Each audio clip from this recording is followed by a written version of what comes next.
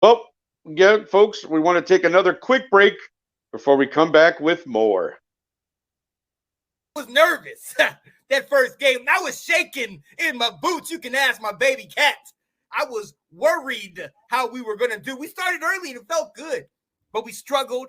And I said out loud, here we go again. But oh God, he reminded me that sometimes you have to endure.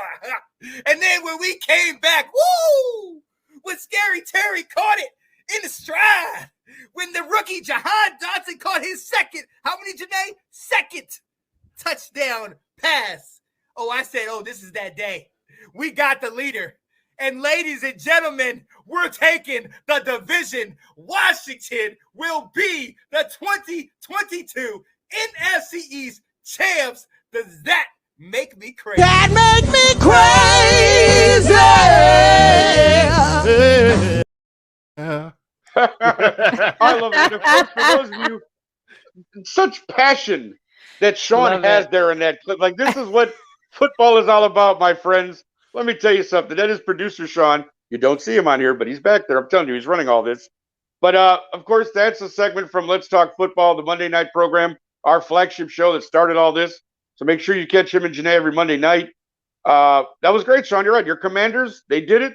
They got the win. I didn't believe in them. I thought the Jaguars would get them, but it was not to be, my friend. So Commanders 1-0. Go to one for Carson Wentz in the old win column there. So there we go.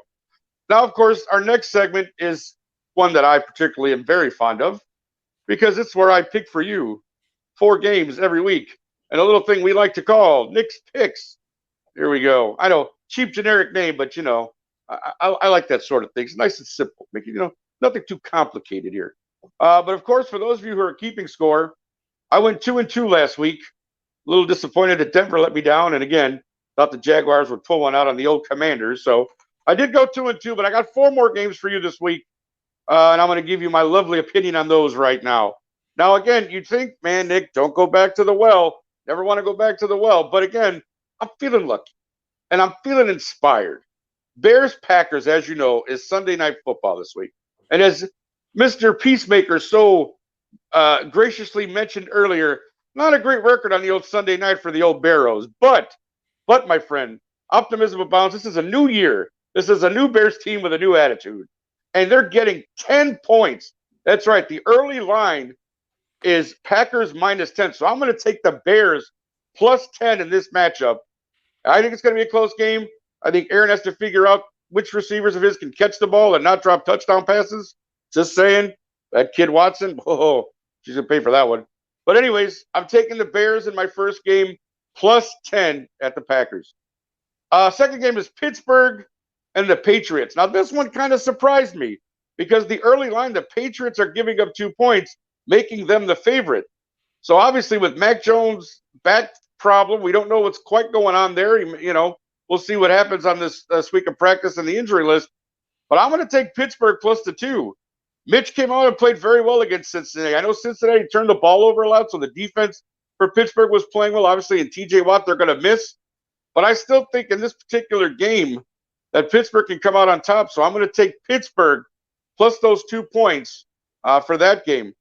Third game on my little agenda here is Vikings-Eagles. As I mentioned earlier when we were talking kind of about games of the week, this one I definitely have my eye on because, again, the Eagles, are the Eagles for real? I mean, yes, they scored 38 points on offense, but then turned around and gave 35 away on defense to the Lions and almost blew that game. So I'm really kind of trying to figure out where the Eagles are. It was only week 1. I don't want to overreact, but they're playing a Vikings team that so far looks really good, and they beat up on the Packers this past Sunday. Now, the Vikings, again, kind of surprised, maybe not surprisingly, are the underdog. Their Eagles are -2 points, but I'm going to go ahead and take the Vikings plus the 2 because I have a feeling that combination of my man Kirk Cousins and Justin Jefferson is going to be magic this year for Minnesota. No matter what you do with him, that kid is just special. And my last game of this week is one that Delilah mentioned, Seattle and the 49ers. Now, this one, again, coming off of Monday night and the performance that Geno had, the early line is -9 for the 49ers. So they're putting a lot of trust in Trey Lance and the boys, even with Elijah Mitchell out. The early line is 49ers -9. So, of course, I'm going to take Seattle plus the 9. Geno showed me he could play yesterday against a pretty good Broncos defense, and they managed to come out with the victory. And yes, the 49ers have a good defense as well, but I wonder if they're going to get it together on offense a little bit. I know it's not going to be the monsoon that it was in Chicago, so maybe with a dry playing field, we'll see a little bit more of what Trey Lance can do. But I'm still going to take Seattle plus 9 in this game. So to recap for everyone, Bears-Packers, I'm going to take Bears plus 10. Pittsburgh and the Patriots, I'm going to take Pittsburgh plus 2. Vikings and Eagles, I'm going to take the Vikings plus 2. And, of course, Seattle and the 49ers, I will take Seattle plus the 9. So that's Nick's picks for this week. Again, last week I was 2-2. We'll join us again next week, and we'll see how I did for this week. So thank you again for that. And as always, thanks for watching. If you like that clip, be sure to check out the other great content from the Let's Talk Football community. And as always, please like, subscribe, and hit that notification bell so you'll be notified when more great content like this becomes available.